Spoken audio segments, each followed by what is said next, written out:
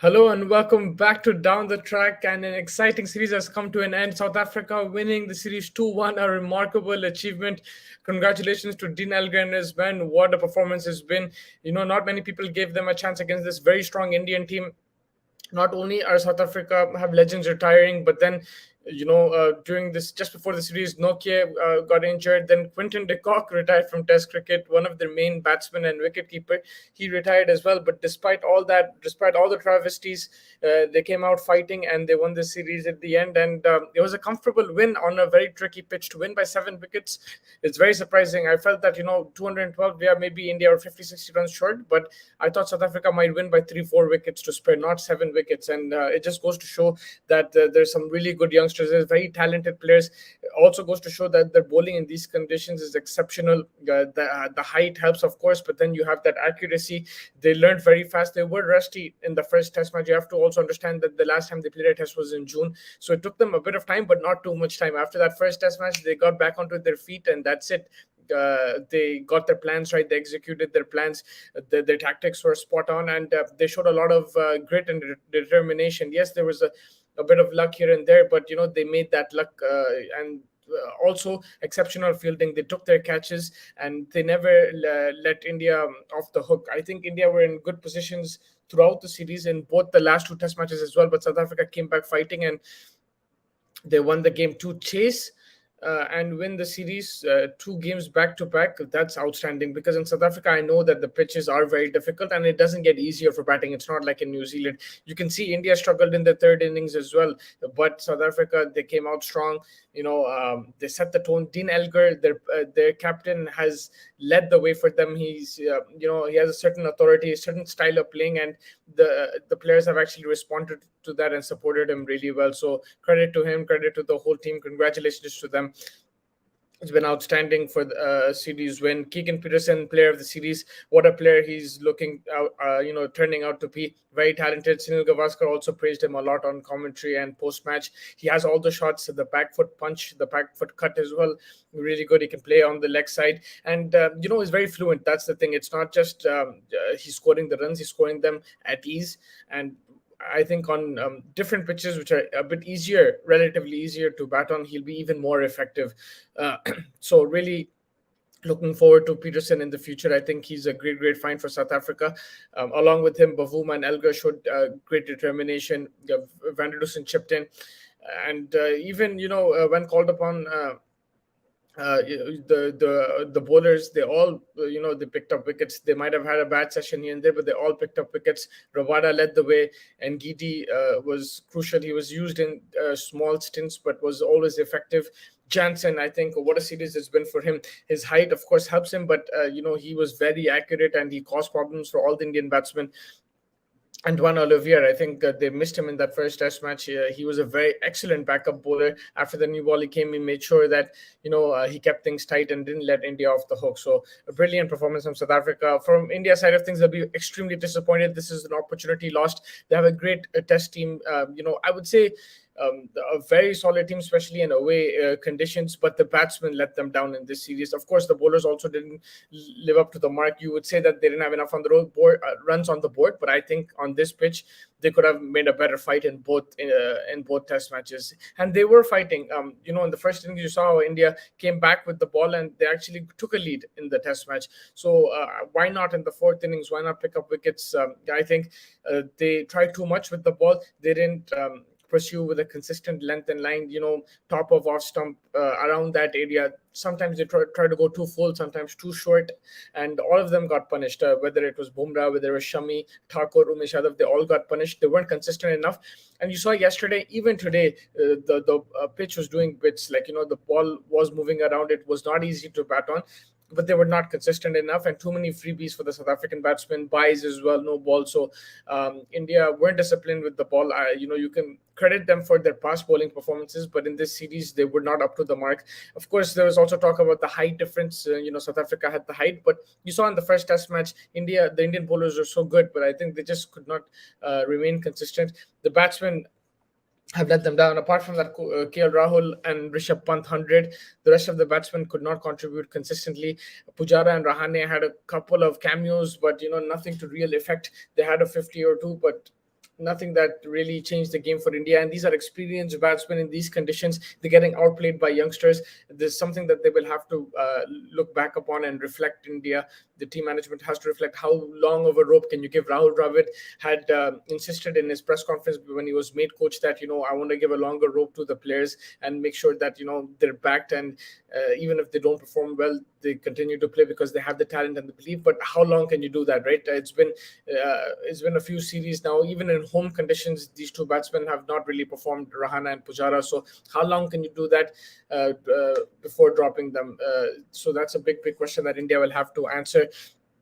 Also, the the incident with the stump mic and everything, that kind of got out of hand. They leaked 40-50 runs in 7-8 overs after that. So I have to keep the calm. I know it's a big test match, the series was on the line, but sometimes you just have to move on, accept the decision, move on, and focus on your game, because I'm telling you, this pitch had demons. It was not an easy pitch. So disappointing performance from India, both with bat and ball, and it's an opportunity missed. I think this was the first time they would have won a series in South Africa, and it was the best time to win. Forget about who was missing or who wasn't for South Africa. We just look at the Indian team, what they've done in Australia, what they've done in England. I think they had the goods to do this in South Africa as well. I don't advocate too much on who's playing, who's not playing, because India did win a series against Australia without the key players at the Gappa. There was no Kohli, there was no Ashwin, there was no Bumrah, no Shami, no Jadeja. So, and still won. That's fine. You can never underestimate an opposition. South Africa didn't have key players, but there is always players in these conditions that will trouble India. But I felt that still India had the resources to win, and they just didn't. And you have to criticize them. This is the time to criticize. This time to reflect, and they'll have to improve, because the World Test Championship, they don't want it to get out of hand. They want to come back and have another shot at the finals. But if they continue to play like this, there will be problems.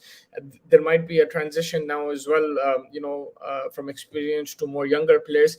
So how will that be smooth? Will it not be? It's not easy. It's very easy for me to sit here and say that you have to sack Pujara and Rahane, but then the people coming in, will they be able to live up to the expectations? Will they be able to perform? I guess you have to try it out now, because you can't keep on repeating the same mistakes. You have to try something new. And it's something. Virat Kohli, I think he batted well in the first innings, but then second innings as well, he consumed a lot of deliveries. He gave Rishabh Pant the strike, but just missed out. Missed out on 100, missed out on a few runs. Unfortunate. He showed the fight there. Even with in the field, he was motivating his players. But I think the one thing that he has to look at is field placements, and also when decisions don't go his way, he has to just be a bit more calm and relaxed and move on, because he has the talent. His team has the talent. He also has the brains. He has the experience. Because you saw, even with South Africa, the decisions didn't go their way. Rishabh Pant, that catch, a lot of people will tell you it wasn't taken cleanly. It was a one-top catch, but Elgar didn't really make much of a fuss about it. He moved on, and so at the end, South Africa won that match, and they won the series as well. So you have to move on if decisions don't go on their way, and that's something Virat Kohli will have to learn. Apart from that, positives for India would probably be Rishabh Pant, a brilliant innings. He is a match winner for them. Is a unique player. KL Rahul also in decent form, but then consistency is a problem with all these players, especially with the batting. Even with the bowling, I would say to a certain extent they were not consistent enough. All the bowlers had some great times in this series, but also on these pitches, you have to put on better performances in the fourth innings. You have to. If you lose the game, you lose the game. But by 7 wickets is a bit far-fetched, I feel. Even though you have 220 runs, there was constant pressure, on this pitch to bat. And okay, I also admit that India were a bit unlucky in the field. Whether it's DRS decisions or the edges falling short or playing in misses, whereas the Indian batsmen were edging at everything and all the catches were taken comfortably. But again today, if you see Pujara, he dropped a sitter. You take that catch, you apply pressure on South Africa. Instead of 150 for 2, they're 126 for 3. It could be 4 or 5, and then you're into the tail. Once you're into the tail, then you can put pressure on. Once they're 5 down, you saw what happened in the first inning. So you have to take your chances. I will criticize India there as well. Fielding was not up to the mark. South Africa's fielding was much better. They took all their chances. Yes, there was 1 or 2 drops, but even the tough catches they took those. The catch of Kohli was brilliant from Markram.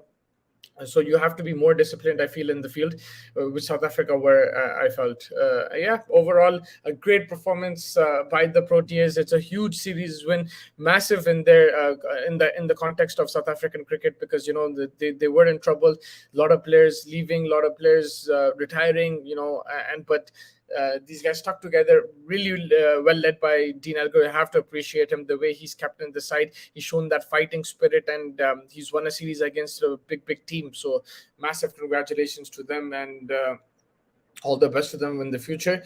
Hopefully, we get to see a good one-day series. It was a cracker of a test series. It was a lot of fun to watch. It was good entertainment as well. So hopefully, we get to see a good one-day series. And we also have the Ashes going on, the last test match. That will be done in a couple of days. England had a better day today, 6 down, so Australia for 240. But Travis Head scoring 100, a remarkable 100 for him. He's been really good in this series. It's funny that Australia was struggling to find a number 5 a year back. Both Travis Head and Khawaja fighting for that position. Now both of them in the team, and both of them have 2 centuries each in this series. So brilliant stuff there. It was an excellent counter-attacking knock. Australia were 12 for 3. Travis Head came in, scored 100. They could have easily been bundled out for 150, but Australia fought back. Cameron Green also supported Travis Head. Labuschagne, a 44 before being bizarrely dismissed, clean bowled. He leaned towards the arm stump, and he was bowled from Stuart Broad. So, but overall, a good fight back from Australia. England were good with the ball, but I think they felt like they should have been a bit more ruthless and got Australia out under 200. In these conditions, they had the conditions, they had the start as well, I think they let things slip a bit. But still, not all is lost. They can still, win this game if they get Australia out under 350, 300.